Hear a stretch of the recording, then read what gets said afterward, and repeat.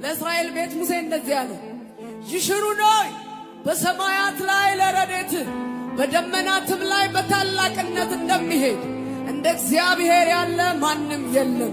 መኖሪያ የዘላለም አምላክ ነው፣ የዘላለም ክንዶች ካንተ በታች ናቸው እያለ ሙሴ ይናገራል። ወገኖቼ በዘመናት መካከል በትውልድ መካከል እኔ ጌታ ነኝ ብሎ የሚመለክ ሊኖር ይችላል።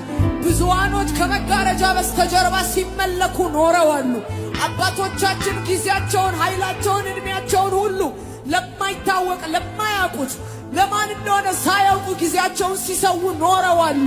ነገር ግን በዘመናት መካከል ከተመለኩት አንዱ ነው እያልን አይደለም። እርሱን የሚመስል የለም። ጓደኛ የለው፣ አቻ የለው።